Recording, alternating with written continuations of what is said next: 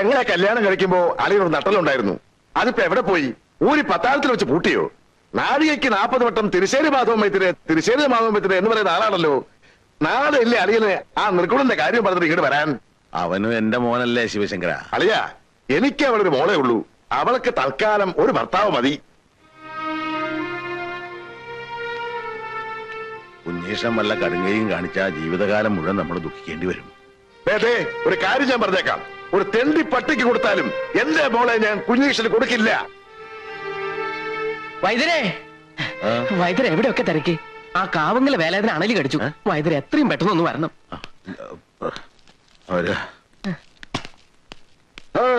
കുഞ്ഞീഷ്ടൻ എന്തായി? അവിടെ നിൽക്കാ. അമ്മാവൻ എന്ത് പറഞ്ഞു?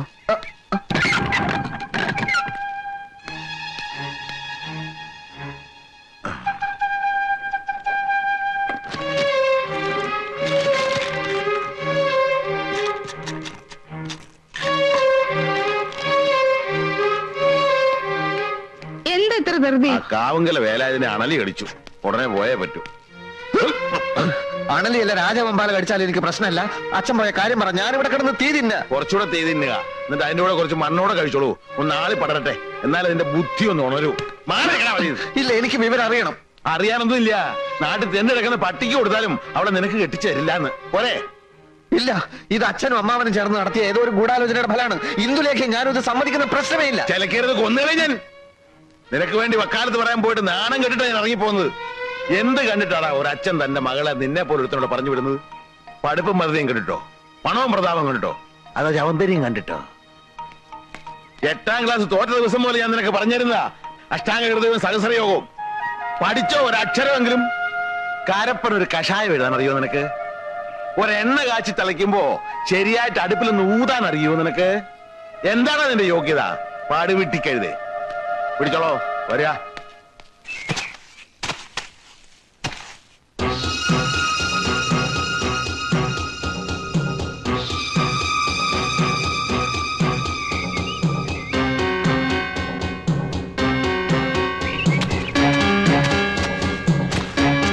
അമ്മാവാ,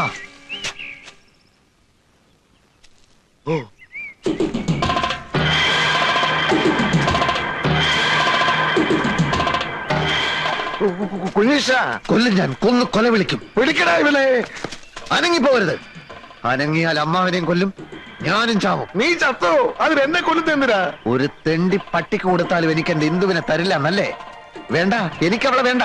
എനിക്ക് അമ്മാവന്റെ ചോര മതി, ചൂട് ചോര. കുഞ്ഞീഷ, നീ ആ കത്തി താഴെയിട്. അത് ശരീരത്തെ കൊണ്ട് മുറിയും. മുറിഞ്ഞ ചോര വരും. വരണം. ചോര മാത്രമല്ല, കൊടലുമാലയും വരണം. അരുത് കുഞ്ഞീഷ, അബദ്ധങ്ങളൊന്നും കാണിക്കരുത്. നീ ഞാനും ഒരു ചോരയാ. ഞാൻ നിന്റെ അമ്മാവനാ, വെറും അമ്മാവനല്ല. രാപകലില്ലാതെ തോളത്ത് കയറ്റി അമ്പിളിമാമനെ കാണിച്ച് വാവോ വാവോ എന്ന് പറഞ്ഞ് താരാട്ട് പാടി അടുത്ത് കാലത്ത് ഉറക്കിയത് ആരാടാ?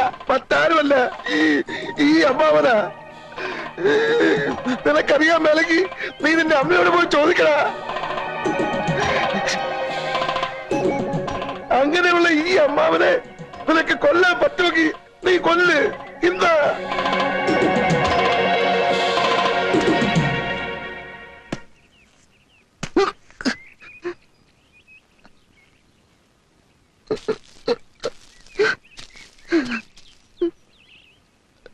ഈ കത്തി ഒന്നും വേണ്ട. കരയല്ലേ കുഞ്ഞീഷ, വാ വാ, അമ്മാവൻ പറയട്ടെ.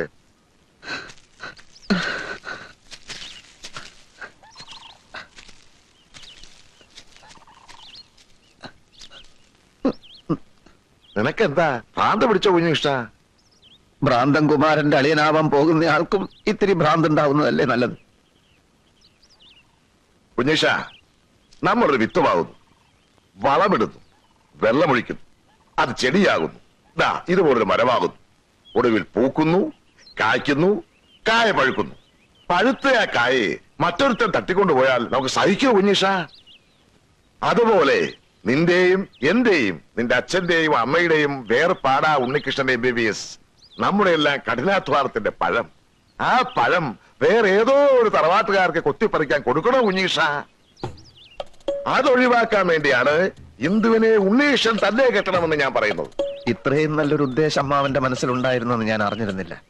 പക്ഷെ അമ്മാവനൊരു കാര്യം മറന്നു. അതേത് കാര്യം? അത് എനിക്ക് പഠിപ്പും വിവരവും ഇല്ലല്ലോ. അതുകൊണ്ട് തന്നെ നല്ലൊരു തറവാട്ടുന്ന ഒരു പെണ്ണിനെ കിട്ടാൻ വലിയ പ്രയാസ. അഥവാ കിട്ടിയാൽ തന്നെ വേലയും കൂലിയില്ലാത്ത എന്നെ അവർ ബഹുമാനിക്കൂ. അവരുടെ പറമ്പ് കിളച്ചും അവരുടെ അടുക്കളയിൽ പണി ചെയ്തും ഇനിയുള്ള കാലം ഞാൻ ജീവിക്കേണ്ടി വരും. തെക്കേടത്ത് ശിവശങ്കരൻ നായരുടെ അനന്തരവൻ ഏതോ ഒരു തറവാടിന്റെ പിന്നാമ്പുറത്ത് വിടുവേല ചെയ്യുന്നു എന്ന് വന്നാൽ ആർക്കാ അതിന്റെ കേട്? അമ്മാവന് പിന്നെ നാട്ടിൽ തലയുയർത്തി നടക്കാൻ പറ്റുമോ? ആ ഒറ്റ കാരണം കൊണ്ടാണ് ഇന്ദുവിനെ ഞാൻ തന്നെ കെട്ടാമെന്ന് ഞാൻ തീരുമാനിച്ചത്. നീ പറയുന്ന ന്യായമൊക്കെ എനിക്ക് ഇഷ്ടപ്പെട്ടു. ഒരു കാര്യത്തിലെ എനിക്ക് അഭിപ്രായ വ്യത്യാസമുണ്ട്. ഇത്രയും കാലം അച്ഛന്റെ കൂടെ വൈദ്യം പഠിച്ചിട്ട് ഒരു രോഗിയെങ്കിലും നീ ചികിത്സിച്ചോ?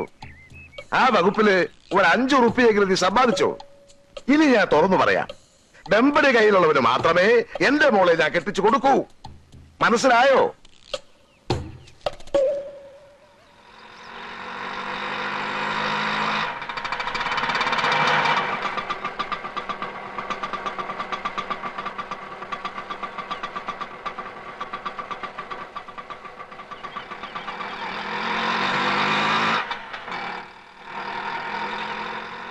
ഇവിടെ ആരും ഇല്ലേ? ആരാ? പരിശോധനാ സമയം കഴിഞ്ഞല്ലോ. ഞങ്ങൾ അടിവാരത്തുനിന്ന് വരിക, പോയിട്ട് ഇനിയും വരികയെന്ന് വെച്ചാ ഇത് ഞാൻ ഒന്നും വയറ്റി ചെല്ലാൻ മേല. അപ്പൊ തുടങ്ങും പരവേശം. ഒരുപാട് പേരെ കാണിച്ചു. അങ്ങനെ ഇരിക്കുമ്പോഴാ വൈദ്യരെ പറ്റി കേട്ടത്. വൈദ്യരനല്ലേ?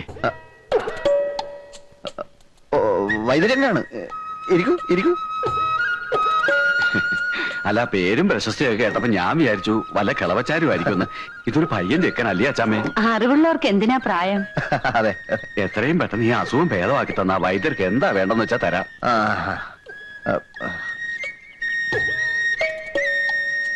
നാക്ക് നോട്ടു.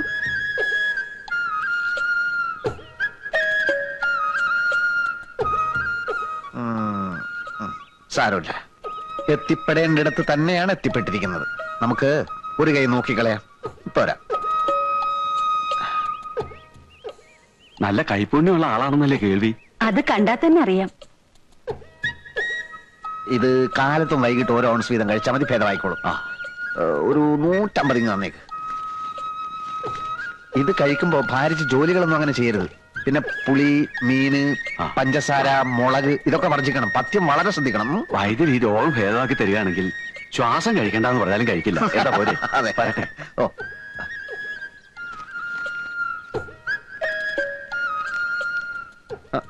അച്ഛനെ കാണാൻ വന്നവരാ പോയത്?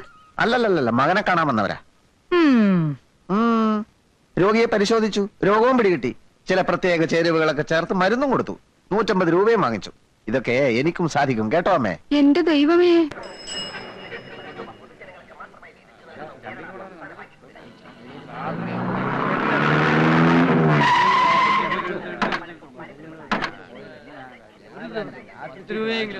ഒന്ന് വന്നേ.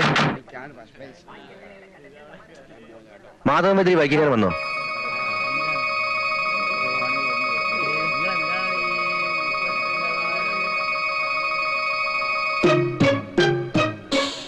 ഈ ഭൂമിയുടെ ഏതറ്റത്തുണ്ടെങ്കിലും ആ കൈവറവനെ ഞങ്ങൾ പോക്കും. വണ്ടി കയറോ. വൈദ്യർക്ക് അങ്ങനെ ഒരു അബദ്ധം പറ്റുമോ? ഇക്കണ്ട കാലത്തിനിടയ്ക്ക് എത്രയെത്ര സൂക്കേടാ വൈദ്യര് മാറ്റിയത്. ഇതിപ്പോ മരുന്ന് മാറിക്കൊടുത്തു എന്നൊക്കെ പറയുമ്പോ ഏത് ദേവേന്ദ്രനും പറ്റൂലോ അബദ്ധം. പിന്നല്ലേ വൈദ്യര്. ഏതായാലും ആള് തട്ടിപ്പോയ സ്ഥിതിക്ക് വൈദ്യരുടെ കാര്യം പോക്കാം. എന്താ സംഭവം? അച്ഛനെന്തോ മരുന്ന് മാറിക്കൊടുത്തു എന്നോ ഒരാള് മരിച്ചു എന്നോ അവരച്ഛനെ തേടി ഇറങ്ങിയിരിക്കുക. ഒന്ന് കിടക്കണുണ്ടോ? കിടക്കേ, അവനെ വെട്ടിക്കൊല്ലാണ്ട് എനിക്ക് ഉറക്കം വരില്ല. അങ്ങാടി മരുന്നിന്റെ പേര് പോലും അറിയാൻ വയ്യാത്തവനാ ചികിത്സിക്ക. ഇനി വരട്ടെ, എന്റെ മകനാണെന്ന് നോക്കില്ല ഞാൻ. വെട്ടി അരിഞ്ഞ് കഷ്ണമാക്കും ഞാൻ. നിങ്ങളൊന്ന് സമാധാനായിട്ടിരിക്കൂ. എങ്ങനാ സമാധാനിക്ക? കൊലക്കേസല്ലേ നിന്റെ മോൻ ചെയ്തു വെച്ചേക്കണേ?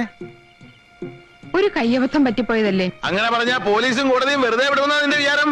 അത് പോട്ടെ, അവൻ ചികിത്സിച്ച് കൊന്ന് ആരെയാ? 10-17 കൊലക്കേസിലെ പ്രതി മണിമല മാത്തച്ഛന്റെ തന്തയാ. മാത്തച്ഛന്റെ കയ്യിലെങ്ങാനും കിട്ടിയാലുണ്ടല്ലോ കഴിവട മോനെ വെട്ടിയെറിയി പട്ടിക്കിട്ട് കൊടുക്കും. കണ്ടവന്റെ കൈ കൊണ്ട് ചാകുന്നതിലും ഭേദം ഞാൻ തന്നെ അങ്ങ് അവസാനിപ്പിക്ക. ഇനി വരട്ടെ.